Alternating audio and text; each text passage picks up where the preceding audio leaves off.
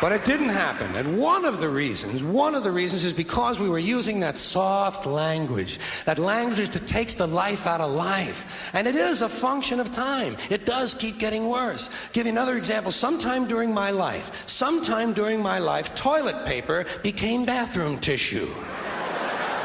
I wasn't notified of this. No one asked me if I agreed with it. It just happened. Toilet paper became bathroom tissue.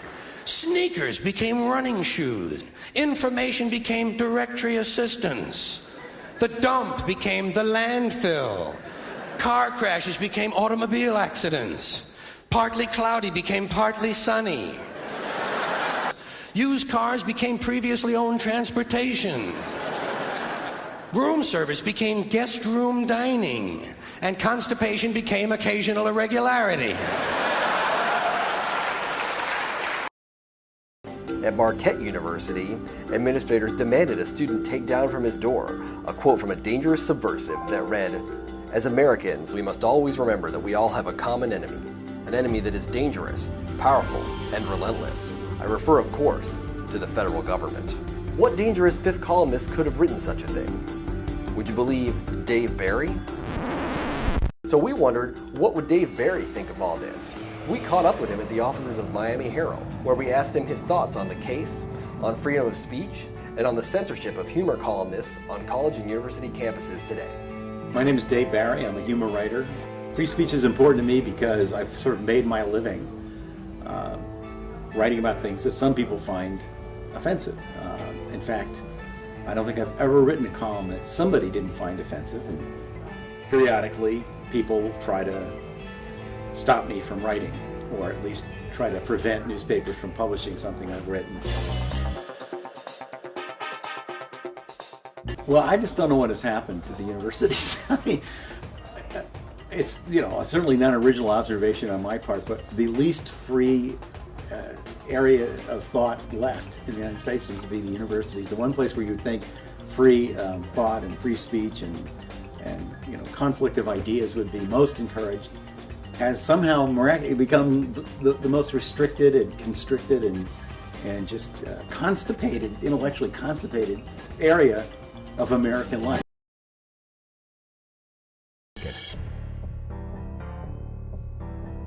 Free speech is important everywhere, but particularly on college campuses. That's because they're an institution in which ideas are developed, presented, debated, evaluated outside the walls of the university. There are constitutional protections for saying things that might be wrong or that might be offensive. It's the university that imposes more stringent restraints on speech than society at large. We're in a really sad state of affairs if it's the lawyers that have to tell the professors and university administrators what they can and can't say.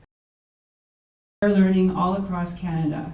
If you want to start a sport hunting club, open a men's center, defend Israel's right to exist, analyze the sanction for the killing of infidels in the Quran, or any number of other wrong activities on a Canadian university campus, good luck. Canadian universities are not in the business of debating ideas. More and more, they're in the business of declaring and enforcing what is and is not acceptable to say and think. Of censorship. You were mentioning the college campus situation. You're totally right. I guarantee you there is less free speech at Berkeley than there is in the White House. The threat from, thank you, one applause, controversial to support affirmative action or not support it is controversial, but on many campuses, there's Ward Connerly who goes around, he's a black man against affirmative action. I don't happen to agree with him, but it's something we should debate. But campuses say, no, if that's your opinion, you can't be heard. And who are these irresponsible, despicable professors and people who run this campus who let this go on? And as you say, the place where ideas should be most alive, not most shunted down. Well, people always talk about PC and they throw the term out like... But they always throw it out just like it's a good party chat conversation. But really, don't you think at its core, it's really patently dangerous, isn't it? I mean, it's extremely dangerous. There's a lot of things in this country that are never going to be solved now because you can't even get near it without all the alarms going off. Right. circle represents the University of Cincinnati campus, and this dot represents its free speech zone. Yep, the administration limits demonstrations, pickets, and rallies to just 0.1% of the 137-acre campus, and students may be charged with trespassing if they use the zone without submitting a request 10 working days in advance.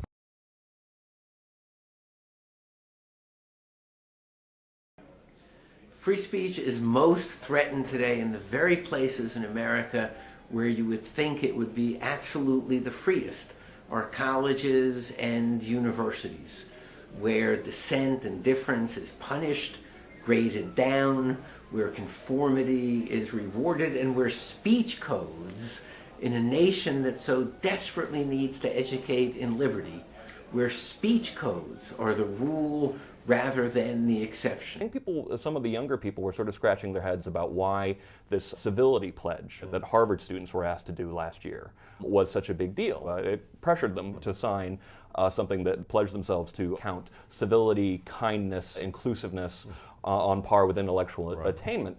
And the interesting thing is kind of like, students of the 60s would have said, you can't make me be nice. They would have literally given the finger. Yeah, right? They would have rioted.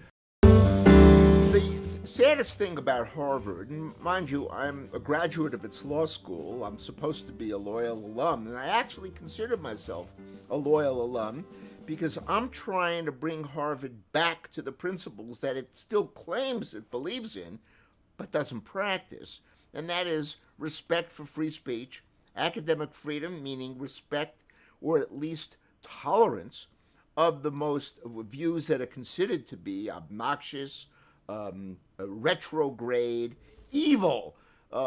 They're only words or essays, and they should be completely protected. They're not. You could be thrown out of Harvard for saying something politically incorrect. The censorship at Harvard runs from top to bottom. Hello, my name is Jerry Kroth, and I'm a psych professor in California, and that was just an introduction. This is not about the university and freedom of speech. This is about academic psychology and how it is infected and impacted by this entire, much larger ethos that exists in university campuses. So I'm concentrating my efforts here on the role of academic psychology in this environment. So let's ask ourselves, how did this all start? How did this zeitgeist begin? So here's a quote. It is a range of policies in academia around supporting multiculturalism through affirmative action, sanctions against anti-minority hate speech, perceived discrimination against political, social, or economic protected groups. Most prominently of those are those by gender, race, religion, ethnicity, sexual orientation, age, and disability. Well, that sounds wonderful. Sounds like a good idea. So in the course of this process starts around the mid-1980s, flourishes in the 90s, and in the first part of the 21st century really has grown to enormous proportions. But there were some good things that happened from it. And certainly many groups were very happy that we changed our language. Fireman became firefighter. Businessman became a business person. How nice if you're a female executive. Chairman became chairperson. How nice if you became the chairman of your department and you happen to be a woman.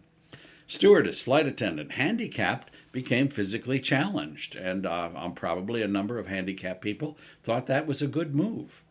So our language has changed and our culture has changed. And as this has evolved, this political ethos has developed into a series of slogans and bumper stickers and a point of view that is permeating the universities to perhaps too much of an extent. So there was a study done that said that of academic psychology departments that said that for every Republican faculty member in a psychology department, there are 12 Democrats. Now that is completely askew from the frequency of Republicans and Democrats in society as large. So psychology departments are particularly impacted with leftist, progressive, so-called liberal thinking. Okay, now as soon as you talk like that, people start to think, oh, you must be one of those right-wing, conservative, Fox News, reactionary, pro-family demagogues, because there's this dualistic thinking that we're either this way or we're that way. Either you're with us or against us. I wrote a book about 14 years ago called Psychology Underground, which basically looked at this problem and was expressing basically a hope that psychological research would come out from under this cloud of politically driven research and would start a more apolitical and scientific approach to the topics that confront psychology. Well, that dualistic thinking, you're either here or there, you're either with us or against us, still pervades this topic.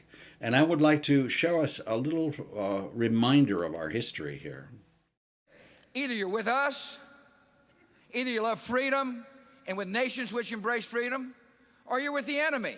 There's no in between. You're either with us or you're with the enemy. That's clear. I will continue to make that clear. So there's no in between, he said. So let's think about that. All right. So we have millions of Americans who did not approve of us going 6,000 miles from our borders and attacking a country, killing 100,000 people under false pretenses that we thought they were building nuclear weapons and we thought they had something to do with Al-Qaeda and bin Laden, neither of which was true. So if we didn't support that, the only other choice is that you're with bin Laden. Well, millions of Americans occupied a third space, which was not either of George Bush's alternatives. Similarly, in this discussion, there is a third place in between the political zeitgeist and anti-zeitgeist that is going on, where intelligent and rational people who are not right or left, who just want to see psychological research return to facing the issues of our day. Now, what does that mean? I would like to explore an example of something that does not fit in the contemporary ethos that's going on here. Okay, Pol Pot, named Salazar, takes over Cambodia between 75 and 79 and becomes a delusional, paranoid leader who totally transformed the society. He called it Kampuchea. Every member of society was required to wear black. No one was allowed, mirrors were forbidden in Kampuchea. Okay? If you were had a beard or you spoke French, off to the killing fields you went. Pol Pot, in 4 years, killed about 24% of the population of Cambodia. He killed more than twice the number of Cambodians that Jews were killed in Auschwitz, over 2 million people, all right? And there is a tremendous wealth of psychological material in studying this horrific Brave New World atrocity, okay? So here are some of the psychological issues connected with this event. And admittedly, in the United States, we didn't pay attention to Cambodia. Jane Fonda was talking about saving the whale when all of this was happening. We hardly covered it. There was only one politician, George McGovern, who was speaking about it. We had just left Vietnam. We were not interested. But that's many, many, many years ago. Psychology has many things to learn from this craziness. Certainly, Pol Pot was paranoid. His wife was mentally ill. There's a whole list of delusions that were going on inside of his very anal administration of Phnom Penh. The ethnic cleansing campaign of Pol Pot was beyond comprehension. If left to his own devices, he would have probably killed everyone over the age of 15 because he wanted to clean out the population and create a pure Khmer race that was untainted by capitalist degenerate values. Okay? So everybody's name had to be changed to a monosyllabic name. All titles like father, mother, sister, brother, grandfather were eliminated. You could be killed if you called anybody mother or father. Families were separated. You didn't see your father or mother. It created a tremendous loss of identity and acquiescence to being exploited and to tyranny. So there are topics on propaganda, on mass murder, on desensitization. Pol Pot taught his soldiers to torture monkeys so that they would ultimately get desensitized to screaming and hollering because they were about to be dealing with human beings. So it is a treasure trove of psychological knowledge to look into this problem. So if we look at the total number of peer-reviewed publications in psychology on Pol Pot, scholarly scientific articles in the 21st century, we don't see that many. Okay, we see about 22. That's a little more than one per year. All right, so let's compare that to something else. This is from the psychological database archives of all psychological journals. LGBT is part of the political zeitgeist. That is a part of the political ethos of those psychology departments. And it receives 58 times more attention than Pol Pot. No one is saying that there isn't a lot to learn in studying the LGBT community. However, the question that could be raised is it really 58 times more compelling than what happened in Cambodia? If you do this again and you look at other topics, like if you search the database for the word lesbian, or you search the database for sexual orientation, which is part of the political zeitgeist, whereas Pol Pot is not relevant to it. It's not that Pol Pot is against studying Pol Pot. It does not mean and condemn you for being against tolerance and the lack of discrimination and anything that's going on in that political sphere. It's just a neutral topic. But the ratio of studies, these are peer-reviewed studies, 380 times more attention psychology is paying to lesbians than it is to Pol Pot. 730 times more attention is paid to sexual orientation than to this genocide that occurred in our lifetimes. So there is something askew. Let's take another topic, Rwanda, another genocide. In more of our lifetimes, 1994, a majority party called the Hutus decided to eliminate the Tutsis. They were a minority. The leaders of the government went on the radio and said that Tutsis are cockroaches, and cockroaches have to be killed. It is everyone's obligation to get rid of the cockroaches in our society. And so this was proselytized in the media, on the radio, and 800,000 Tutsis were slaughtered in 3 months. It was a mass murder. The state of Georgia has as many people as Rwanda. Imagine 800,000 people in Georgia were murdered in 3 months. That's what happened. Now, Madeleine Albright was the Secretary of State at the time. She doesn't talk about this incident very much. And she played a role, say some authors, that she had actually asked UN troops to be removed from Rwanda at the beginning of this event. And in fact, the removal of UN troops may have opened the door for this genocide to occur. Now, many individuals within the Rwanda government have been called war criminals, have been sentenced. The people who were on the media. I mean, this was just like the Salem witch trials that psychologists have always written about in every introductory textbook. This is a case. Think of the psychological issues here. War propaganda, the incitement in the media of the population. Scapegoating, like you called her a witch, you called him a cockroach. Projection, mass psychosis, mass murder, collective hysteria, collective psychosis, the psychology of propaganda. All of those topics are in our lifetime. This is another treasure trove of information for psychologists to learn about the human condition and about the dark side of the human psyche. But it is not necessarily part of this ethos and the zeitgeist that is au courant in psychology departments.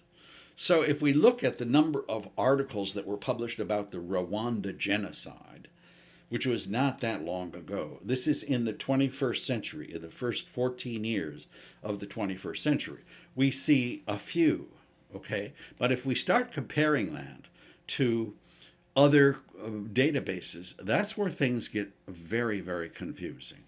The Rwanda genocide, if you put that in your database, versus the word diversity, there are 243 times more studies on bias than there are about the Rwanda genocide. Okay? It's completely overshadowed by this fixation and almost obsession that psychology has with these politically driven topics. We're talking here about scholarly scientific literature that occurs in scholarly texts. If you're up for tenure, you want to get published in those journals because that counts towards establishing a reputation as a scholar. So here's another one. The Tutsis were the minority that was slaughtered. Now, you would think that the attention that the political ethos gives to minorities would have transferred to Rwanda, because this was a majority group, the Hutus, who slaughtered a minority in their own land, their neighbors, their friends, everybody in the village, everyone who sought refuge in the church. But if you look at the number of publications on Tutsis and compare that to the number of publications on, quote, transgender, it's 254 to 1. Transgender people in the United States are a minority and deserving of study and attention. But Tutsis were a minority. In fact, there are 700,000 transgender people in the United States. There were 800,000 Tutsis who were slaughtered. But the ratio of how psychology devotes its time to one subject or another is unbelievable how skewed it is. Okay? No one is saying that studying the transgender minority in the United States should be discontinued, but is it 254 times more compelling to the science of psychology than to see what happened to a minority in Rwanda? So I wanted to extend this argument and look and just see how politically driven psychological research is. So let's change gears here. This is reality to your, I think it's to your left. Those are the actual number of rapes in the United States and the actual number of robberies. So psychologically, both robbery and rape are psychological issues, but they both involve perpetrators, for one thing, sociopathic or whatever, disturbed.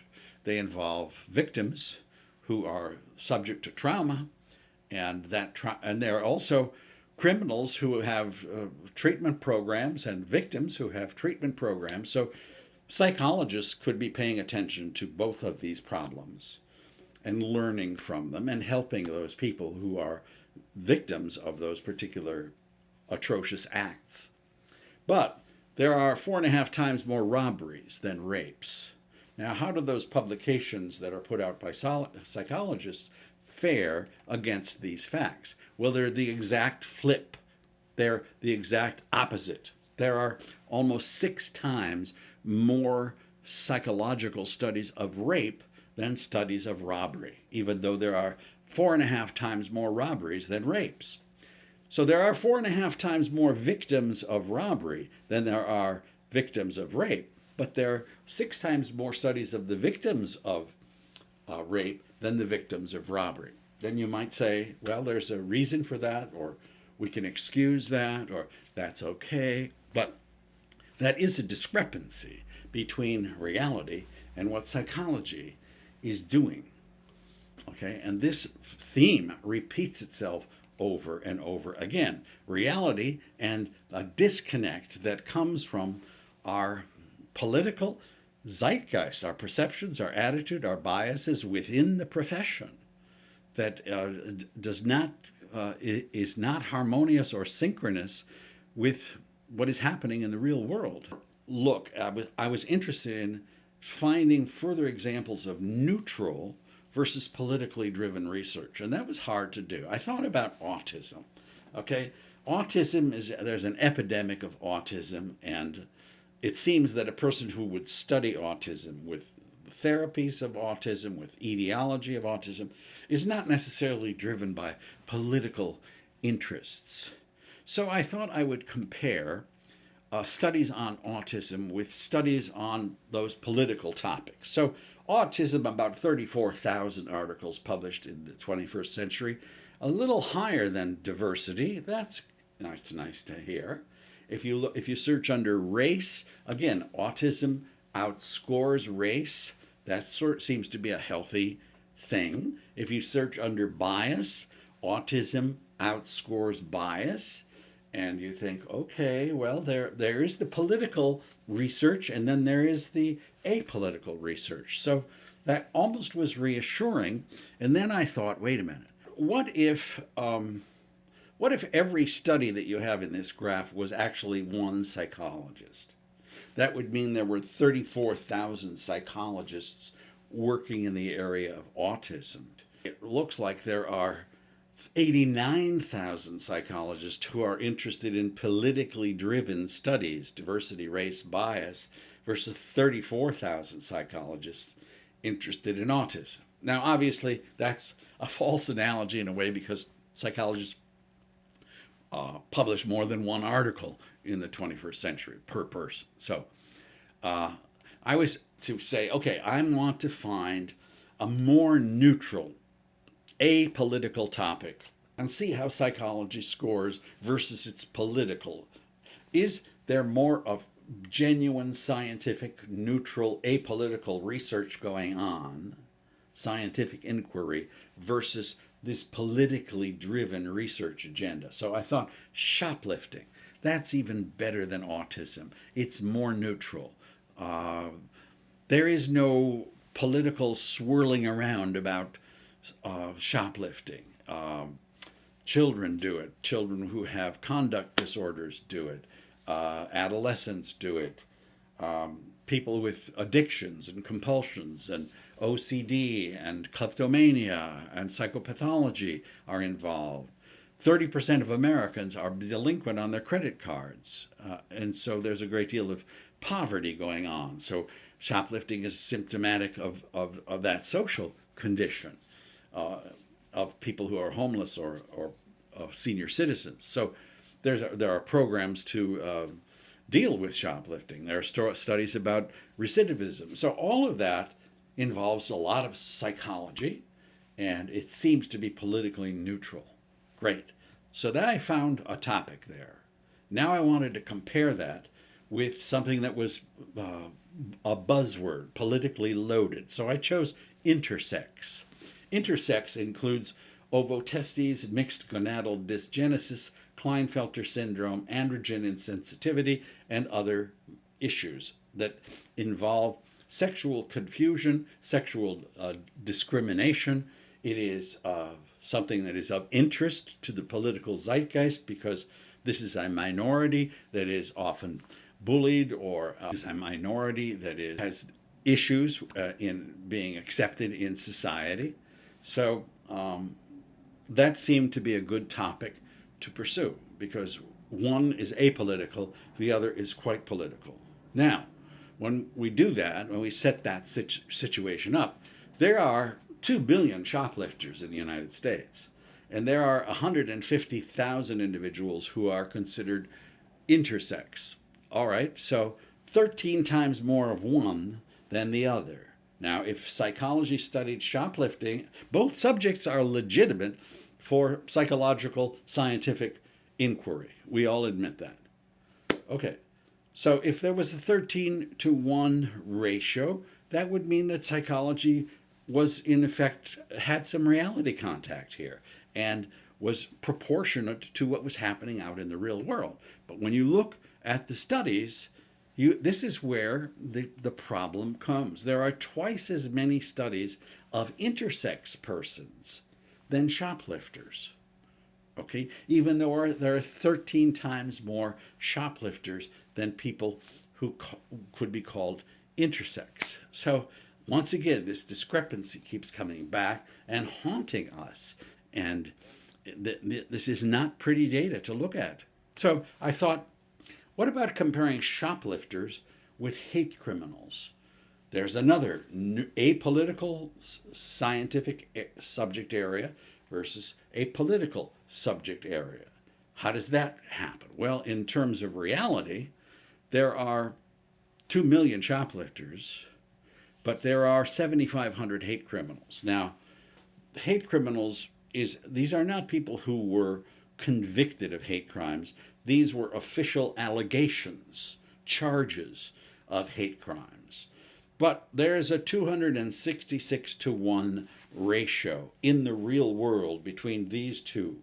And these are both psychological situations that are deserving of psychological interest and attention. But when we look at what psychologists are actually doing with their time, they are spending 3.5 times more of their professional, scholarly, scientific time studying hate crimes than they are shoplifting. Okay, 266-to-1 versus 3.5-to-1. This is a disconnect between reality and the ethos of psychology departments. So I thought I would give psychology a personality test. Now, what do I mean by that? Psychology has personality tests. Let's give the profession of psychology a personality test. Okay, here are some personalities. We have Pol Pot, who was known for his genocide and his Brave New World experiment on this planet. Matthew Shepard was a young man who was gay, who was murdered in 1998. He received a great deal of attention in newspapers, and he is part of the political zeitgeist of psychology because this represents gay bashing, sexual violence, and it is an appropriate topic for psychology. Mel Gibson, he got drunk and was arrested by a Jewish policeman, and apparently the policeman recorded the ranting and raving of Mel Gibson, and there were some anti-Semitic epithets thrown out. And he also did a movie called Passion of the Christ, which received some scholarly attention in that it had some possible anti-Semitic overtones. So Mel Gibson is up here as kind of a politically incorrect figure. He calls himself politically incorrect. Then there is Phyllis Chesler, who is a strong, militant feminist. Okay, and then finally we have Cesar Chavez, who is a civil rights icon. So how does psychology proportion its scholarly time? Okay, so if you look at the scholarship in the 21st century, that is how it comes out. Okay, the person who gets the least attention is Pol Pot.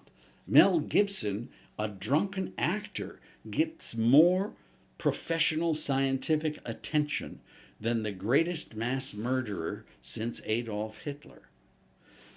Cesar Chavez has been dead for 20 years. Pol Pot's been dead for 16 years. Both people are deceased, but Cesar Chavez is getting 30% more attention from professional psychologists who do scientific research in peer-reviewed journals than the greatest mass murderer since Adolf Hitler. Okay, this is egregious. I mean, we're not talking about tabloids or the National Enquirer or People magazine here. That might be expected. We are talking about 1,300 of the best psychological journals that exist in our profession, that are peer-reviewed, that everybody would like to get into if they're up for tenure and they want to do good research. It is that archive which is telling us that this is appalling. This is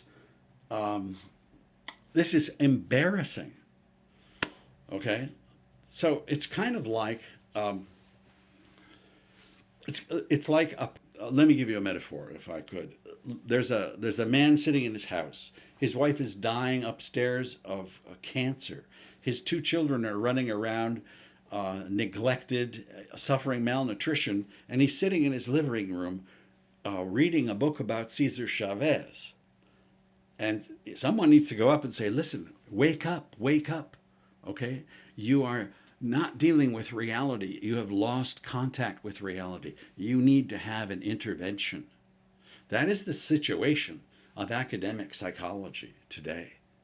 So I don't know what the disease is called that requires some kind of intervention. Institutionalized narcissism, confirmation bias, selective attention, conformity, my side bias, the bandwagon effect, cognitive inertia, denial, projection, censorship. I don't know the name for this disorder, but it is a disorder that affects and infects the profession of psychology, and it's incredible how few psychologists are talking about this. Steven Pinker talks about it a little bit, but it's not a topic which has a great deal of occurrency in the profession of psychology today. So my conclusion is this. Imagine there were 100,000 biologists, and they have their own political controversy. Darwinism, creationism, Darwinism. That's their political dialectic in a way. So imagine, but there are 75% of biologists were doing research on this Darwinism, creationism problem, okay?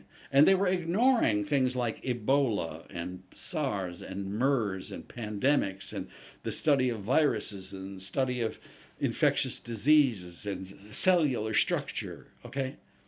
Well, that would be very sad if that were the case. That is not the case in biology, okay? There is a minority of biologists who are involved in settling the dispute. And if most biologists are doing their science, that is not the case of academic psychology. It does not look like that is what is going on in academic psychology. So there was a rather famous person, James Watson. He's a biologist, a molecular geneticist. He was the co-discoverer of the structure of DNA. And he was interviewed. He was well into his 80s, and he was interviewed, and he said some things about psychology. I would like his remarks to be the conclusion of this short talk. So I want to thank you very much for watching. And here is James Watson kind of summarizing what we've been talking about. You know, most psychology departments, we get near them, are, you know, not science departments. And so, you know, people say, well, we have to have something called cognitive science. I'd like to believe, you know, that, you know, that people would actually like to know the truth about themselves. But certainly, some people who would not want you to study whether, you know, in any way men and women are different. You know, seeing that if you discover differences, they'll just perpetuate wrong behavior. Likewise, they don't want you to really measure intelligence because they don't want intelligence to be something you're born with, as opposed to having it been largely determined by how you grow up. So psychology departments now are, you know, just not as bad as anthropology, but almost as bad, just totally dominated by political correctness. Which to me, you know, in the past, political correctness has never been a way to move toward the truth. It's like, saying something is religiously correct. You start from that.